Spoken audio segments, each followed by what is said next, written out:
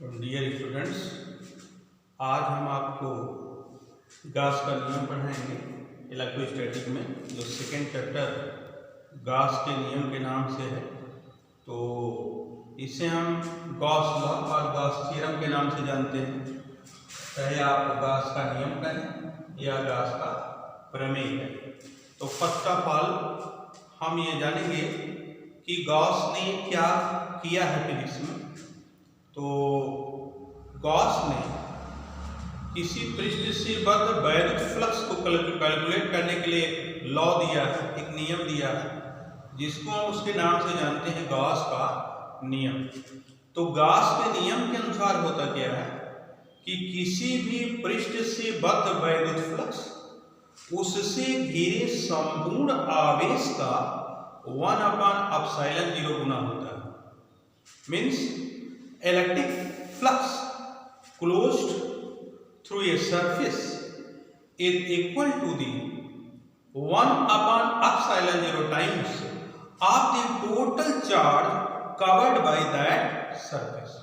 किसी भी पृष्ठ से बद्ध माने बधा हुआ में उसे पास आउट होने वाला, उसके अराउंड जो भी वैद्युत फ्लक्स फाई मेजर होगा, उस पृष्ठ के अंदर कितना आवेश है उसका 1/ε0 गुना होता है।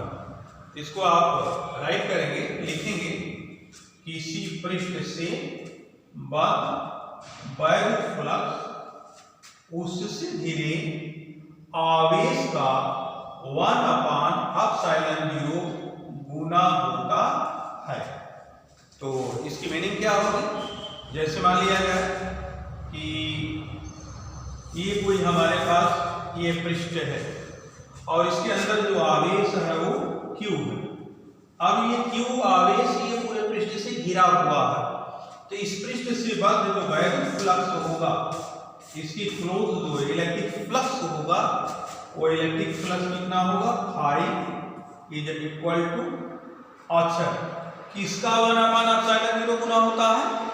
आवेश Q का 1/ε0 गुना, माने Q का मीन्स गुणा 1/ε0। तो ये मिल गया आपको phi is equal to Q के अपॉन ε0।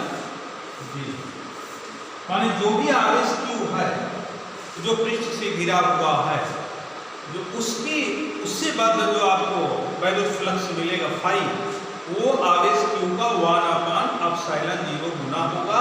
ये अकॉर्डिंग टू गॉस। जहां ε0 क्या है? जहां ε0 वायु या निर्वात की वैद्युतशीलता है, electric permittivity of free space और एयर। ये आपको पीछे पहले लेक्चर में बताया गया है। तो ये गॉस का आपका लॉ है। इसको अपने दिमाग में अच्छी तरह से आप सेटअप कर लेंगे। तो इसको आप प्रूफ करेंगे हम लोग कि ये कैसे गॉस साहब ने निकाला।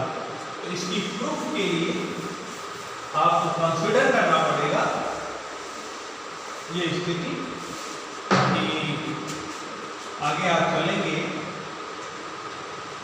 प्रूफ, और प्रूफ में कंसीडर होगा, मान लिया जाए कि ये कोई आपका एक बड़ा पृष्ठ है और इसका जो सरफेस एरिया है कितना है?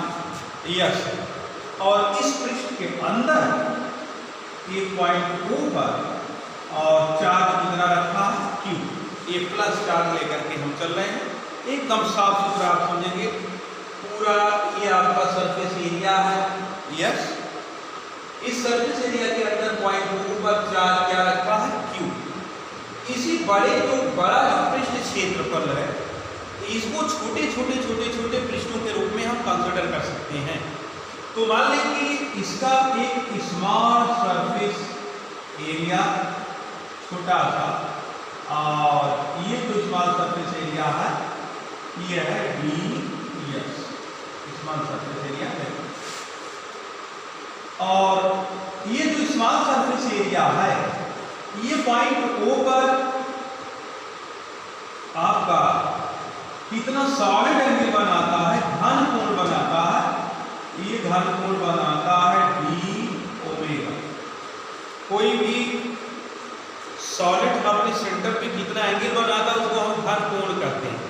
और इस स्मॉल सरफेस एरिया ds के द्वारा सेंटर पर यहाँ पर तो बनाया गया सॉलिड एंगल है जो घन कोण है, ये घन कोण है कितना d ओमेगा, कितना घन कोण है d ओमेगा। और यहाँ से इस पॉइंट की जो दूरी है, ये पॉइंट P हम कंसीडर कर लें और ये दूरी कितनी है r। पॉइंट P से पॉइंट Q के कारण पॉइंट P पर हम इलेक्ट्रिक फील्ड इंटेंसिटी मेजर करें तो चूंकि इसको हम Q पॉजिटिव लिया है तो ये इलेक्ट्रिक फील्ड इंटेंसिटी हो जाएगी इससे दूर की ओर, और surface area vector electric field intensity में जो एंगल है ये मान लिया जाए कितना है थीटा। सारी बातें आप समझिए। पॉइंट को ऊपर चार्ज क्यों रखा है, पूरा सरफेस एरिया कितना है यस। अब पूरा सरफेस एरिया छोटे छोटे छोटे छोटे सरफेस एरिया के रूप में हम बटा हुआ मान सकते हैं, उसमें से इसी पृष्ठ पर कोई एक स्मॉल सरफेस एरिया छोटा सा पृष्ठ क्षेत्रफल क्या है ये ds है, जिसका सरफेस एरिया वेक्टर जो है वो क्या है ds, ये वेक्टर है। और यहाँ पर ये जो आपका ds है कितना घन कोण बनाता है, ये सेंटर होकर ये घन कोण बनाता है d ओमेगा। यहाँ से P की दूरी कितनी है r, और इसकी का इलेक्ट्रिक फील्ड इंटेंसिटी जो है क्या है E है। तो अब इलेक्ट्रिक फील्ड इंटेंसिटी का हम परिमाण लिख सकते हैं, क्योंकि पिछले लेक्चर में आप पढ़े हुए हैं कि electric field intensity due two point charge E बराबर 1/4 पाई epsilon 0 q by r square. तो इस आवेश q के कारण बिंदु P पर वैद्युत क्षेत्र का परिमाण हम लिखें तो हम ये कह सकते हैं कि आवेश q के कारण बिंदु P पर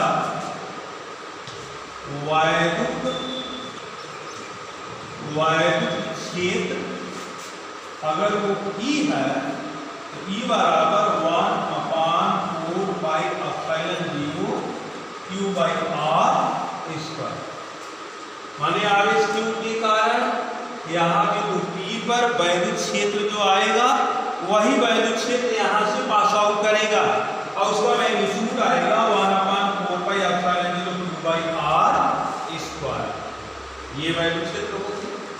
अब हम ये देखें पिछले कॉन्सेप्ट के आधार पर कि एक यहाँ से स्मॉल सरफेस एरिया ds से पास होने वाला इलेक्ट्रिक फील्ड आ गया, ये इलेक्ट्रिक फील्ड जो पास आउट हो रहा है ये आ गया, कितना electric field small surface area से पास हो रहा है। तो पास होने वाला वैद्युत क्षेत्र आ गया तो उस एरिया से बद्ध वैद्युत फ्लक्स भी आ जाएगा, क्योंकि पिछले के लेक्चर में आपने यही पढ़ा है कि किसी भी एरिया से बद्ध जो वैद्युत फ्लक्स होता है वो पास होने वाला वैद्युत क्षेत्र और सरफेस एरिया वेक्टर का डॉट प्रोडक्ट होता है। तो स्मॉल सरफेस एरिया ds से बद्ध जो वैद्युत फ्लक्स होगा वो d फाई होगा, स्मॉल से करेस्पॉन्ड स्मॉल होगा। तो हम ये कहें कि सूक्ष्म पृष्ठ क्षेत्रफल सदिश, सूक्ष्म पृष्ठ क्षेत्रफल सदिश ds से बद्ध वैद्युत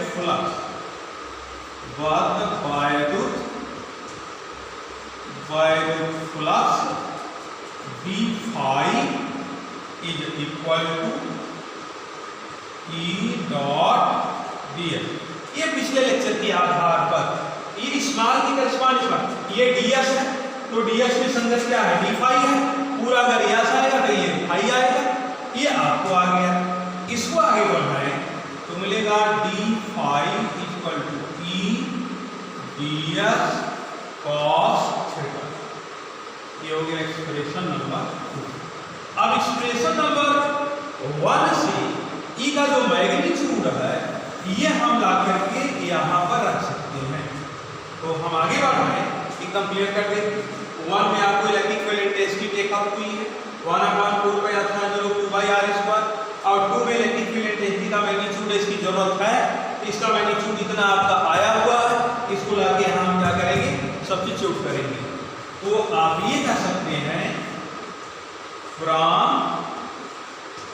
इक्वेशन 1 and 2 1 और 2 मीन्स 1 से इलेक्ट्रिक फील्ड इंटेंसिटी की वैल्यू 2 में ले जा करके रखना है, तो आपको मिलेगा d phi is equal to e की जगह पर कितनी value 1 upon 4 pi epsilon 0 q by r square into ds cos theta. इसको इस साथ माइनस करेंगे, d phi equal to 1 upon 4 by epsilon 0 q और ds cos theta by r square एक साथ करेंगे। ये हो गया एक्सप्रेशन नंबर 3। नेक्स्ट ये आगे बढ़ेगा।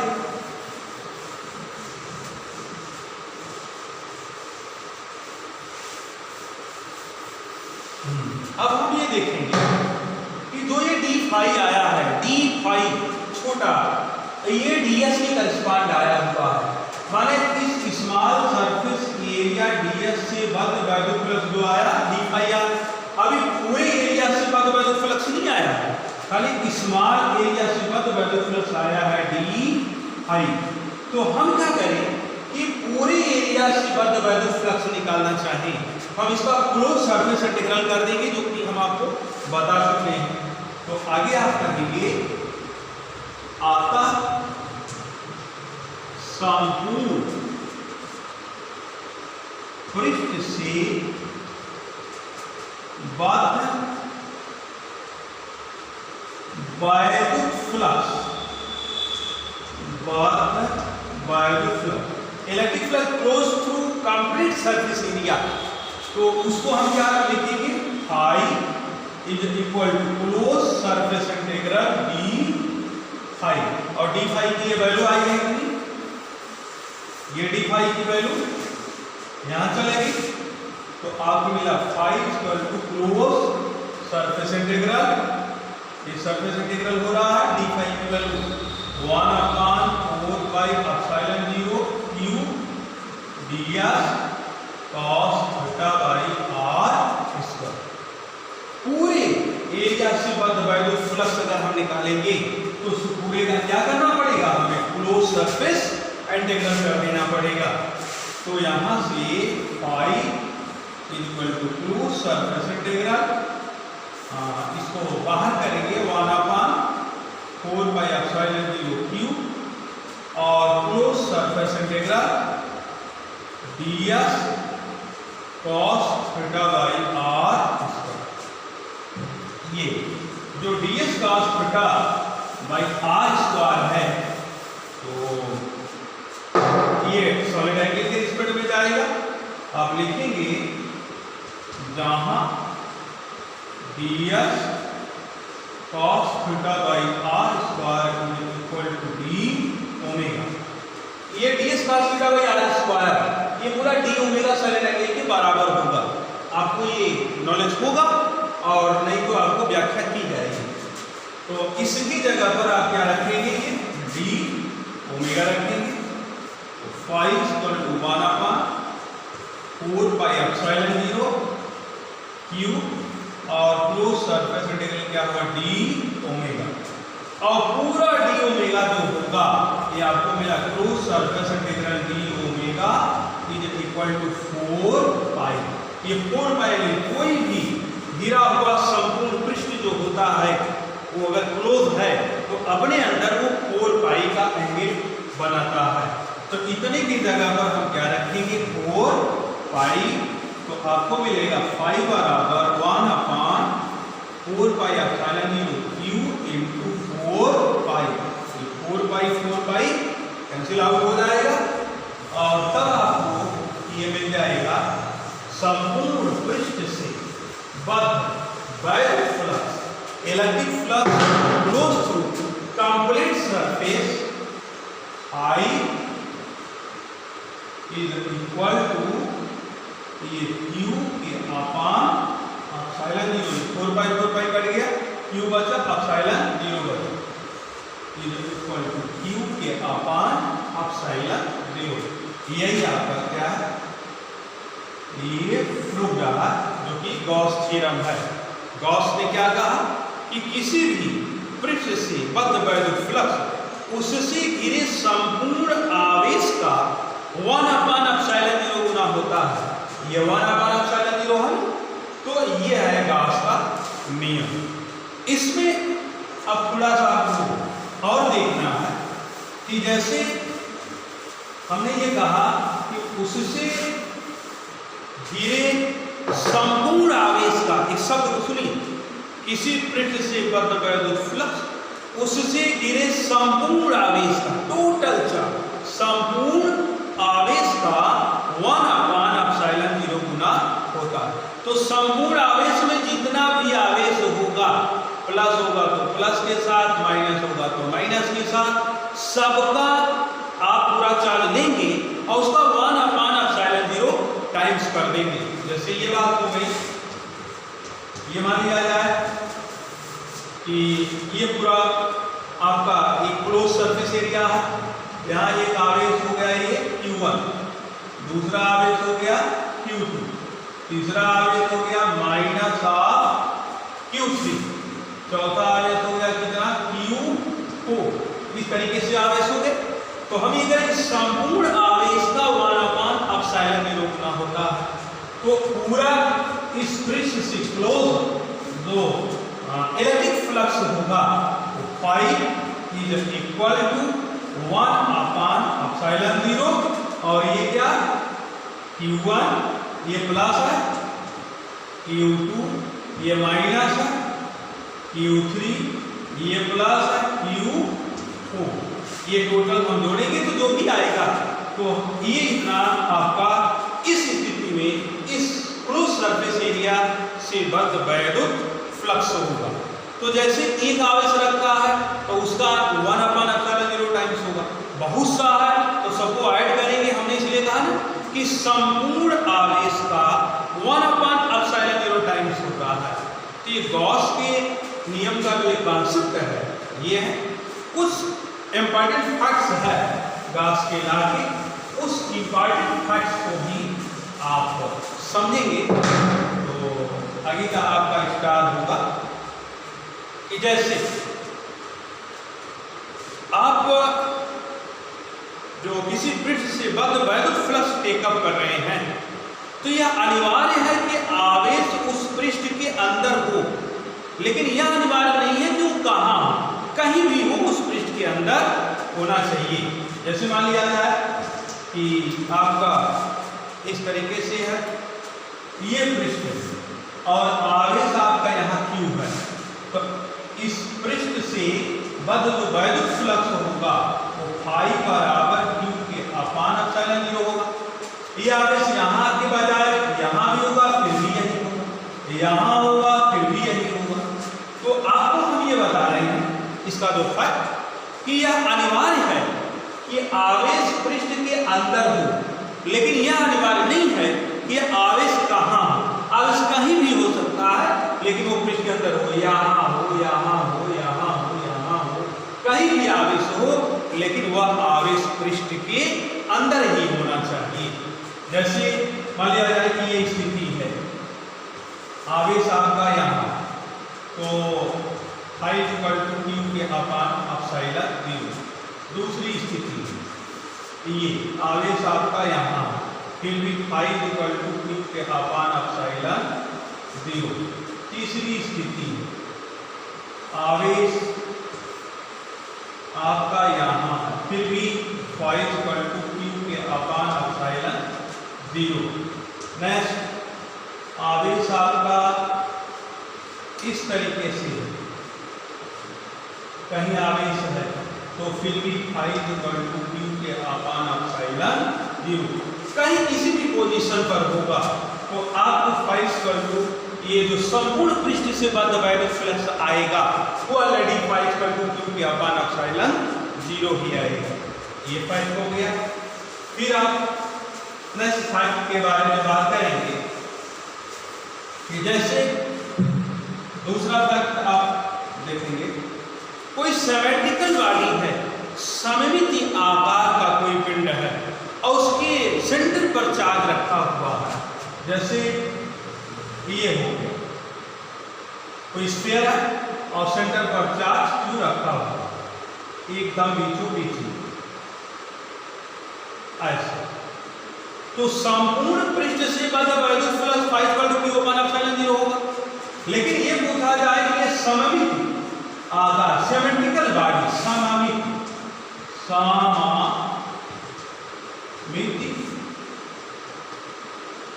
आकार है सिमेट्रिकल।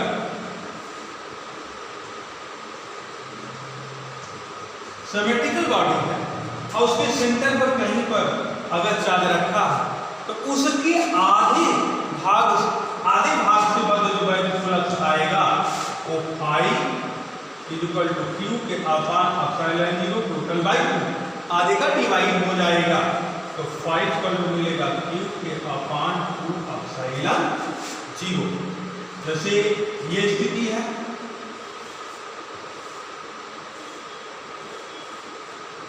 मान लिया जाए ये सिलेंडर और सममिति और इसके आधे भाग से बद्ध वैद्युत फ्लक्स हम मेजर करेंगे तो फिर भी यही बात आएगी।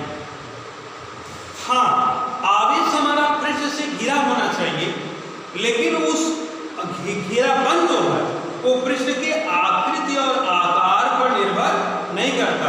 It does not depends on the shape and size of the surface. चाहे जैसा भी हो वो Q/0 आएगा। और नॉन सिमिलर की केस में, सिमिलर की केस है तो ये आएगा। या कोई बॉडी फेशियल बॉडी है, फलक जैसी बॉडी है, तो जैसे मान लिया जाए ये क्यूब है इस तरीके से, ये इसमें कितने पेसेज होंगी? 6 पेसेज होंगी और आवेश कहीं आपका क्यूब रखा हुआ है। तो संपूर्ण पृष्ठ से बद्ध जो वैद्युत फ्लक्स आएगा वो तो already phi equal to Q के अपान एप्सिलॉन 0 आएगा। लेकिन किसी एक फलक से बद्ध, इसमें कितना फलक है? 6 फलक है। अगर ये कहा जाए कि किसी एक पृष्ठ से या एक फलक से बद्ध वैद्युत फ्लक्स कितना होगा तो phi is equal to Q के अपान एप्सिलॉन 0 बाई 6 का डिवाइड कर देंगे क्योंकि 6 फलक है तो आपको मिल जाएगा it implies phi equal to Q के अपान 6 एप्सिलॉन 0।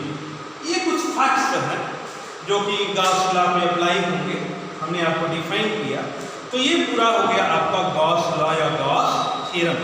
तो गॉस लॉ का नाम आते ही आपके दिमाग में सेटअप हो जाना चाहिए कि गॉस ने क्या कहा। गॉस ने ये कहा कि किसी पृष्ठ से बद्ध वैद्युत फ्लक्स उससे घिरे संपूर्ण आवेश का 1/ε0 गुना होगा। किसका? संपूर्ण आवेश का। कितना? देखिए वर्ड पे जाइए, टोटल चार्ज। संपूर्ण आवेश का 1/ε0 गुना होगा। 1/ε0 एप्सिलॉन 0 गुना नहीं, 1/ε0 गुना होगा। That is Gauss law. अब हम आगे देखेंगे application of Gauss law. Gauss law का क्या यूटिलाइजेशन है और इसे एप्लीकेशन ऑफ गॉस लॉ पे पूरा गॉस लॉ का लंबा सा चैप्टर आपका समाप्त हो जाएगा और सारी बात आपको क्लियर कट समझ में आती रहेगी। बस लगातार आप वीडियो पे बने रहेंगे, रोज का रोज वीडियो आप सर्च करते रहेंगे अपने मोबाइल पर, यूट्यूब पर कि एसके सर की फिजिक्स कहाँ है, और सिंपल लैंग्वेज में आपके लेवल पर की फिजिक्स को बना करके आप तक हम प्रोवाइड करते रहेंगे।